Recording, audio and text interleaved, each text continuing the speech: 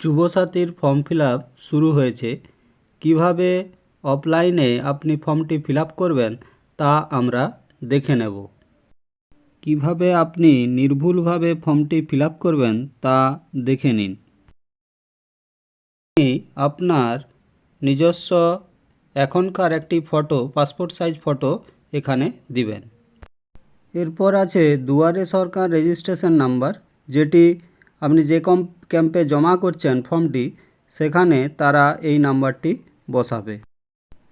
এখানে আধার নাম্বারটি বসবে। যিনি অ্যাপ্লাই করছেন তার আধার নাম্বারটি এখানে বসবে। এরপর আছে বেনিফিশিয়ারি নেম। মাধ্যমিক বা সমমানের পরীক্ষায় যে নামের বানানটি মার্কশিট বা অ্যাডমিটে আছে সেই বানানটি এখানে করবেন। এরপর এখানে আপনি আপনার ফোন নাম্বারটি বসাবেন। এরপর আপনি আপনার ইমেল আইডি এখানে বসাবেন। এরপর আছে জেন্ডার। যে জেন্ডার হবে সেই জেন্ডারের বক্সে টিকমার্ক করবেন। এরপর আছে জন্মের তারিখ। জন্মের তারিখের ডেট, প্রথমে ডেট বসাবেন, তারপরে মাস বসাবেন, তারপরে বছর বসাবেন। বসিয়ে হিসাব করে আপনার ডান দিকের বক্সটিতে কত বছর বয়স সেটি লিখতে হবে। বয়সটি হিসাব হবে 1/4/2026 তারিখে আপনার কত বছর হচ্ছে সেটি হিসাব করে এ ডান দিকের বক্সে বসবে। যদি আপনার বয়স 24 বছর 5 মাস হয় তাহলে আপনি 24ই করবেন। এরপর আপনার বাবার নাম, প্রথমে বাবার নাম দিয়ে টাইটেলটা একটা ঘর ছেড়ে আপনি লিখবেন। এরপর মায়ের নামও তাই, টাইটেল লিখবেন যখন একটা ঘর ছেড়ে লিখবেন। তারপরে যদি আপনি বিবাহিত হন তাহলে আপনার স্ত্রীর নাম, মেয়েরা ফিল আপ করলে এটি তার স্বামীর নাম হবে। এরপর আছে যদি আপনি সাধারণ না হন, যদি আপনি কোনো কাস্টের হন, তাহলে কাস্ট সার্টিফিকেট যদি থাকে তাহলে আপনি কোন কাস্টের সেটি টিকমার্ক করে এখানে আপনি সার্টিফিকেট নাম্বারটি বসাবেন। এরপরে আছে বৈবাহিক সম্পর্ক। যদি আপনি বিবাহ না করেন তাহলে আনম্যারিড। যদি আপনি বিধবা বা বিপত্নী হন তাহলে উইডো বা উইডার। তারপরে যদি আপনি বিবাহিত হন তাহলে ম্যারিড। আর যদি বিচ্ছিন্ন হন, মানে ছেড়ে চলে যায়, তাহলে বিচ্ছিন্নতে টিকমার্ক করবে।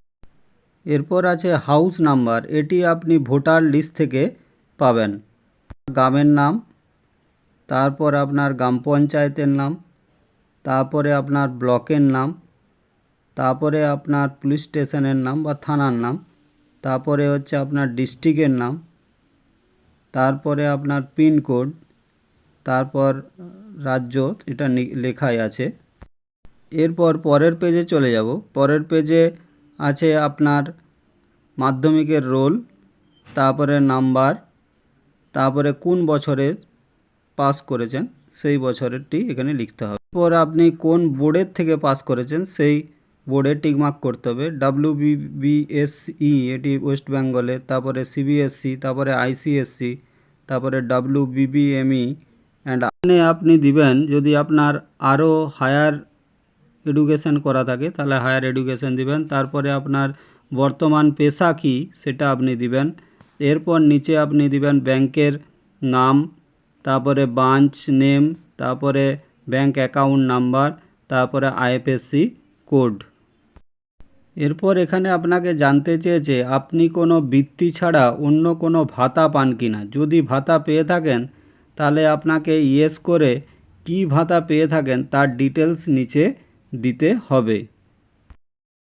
এরপর আপনাকে নিচের দিকে আসতে হবে। নিচের দিকে দেখতে পাবেন কি কি ডকুমেন্ট আপনাকে দিতে হবে। প্রথমে দিতে হবে মাধ্যমিকের অ্যাডমিট কার্ড, তা মার্কশিট, তারপরে আধার কার্ড, তারপরে হচ্ছে ভোটার ID কার্ড, তারপরে ব্যাংকের পাসবই, এবং যদি আপনার SC ST OBC কার্ড থেকে থাকে তাহলে তার জেরক্স কপি আপনাকে দিতে হবে এবং আপনি কি কি দিচ্ছেন তার টিক মার্ক ডান দিকে দিয়ে দিবেন। নিচের দিকে আসবো, সেখানে দেখতে পাবো একটি সেলফ ডিক্লারেশন দিচ্ছি আমি, যেটি আমার আধারটি আমি দিচ্ছি, আমার কোনো আপত্তি নাই। এই করে আমাকে এখানে একটি সেলফ সিগনেচার করে দিতে হবে এবং বাঁদিকে কোন তারিখে আমি জমা করছি সেটি তারিখটি এখানে বসাতে হবে।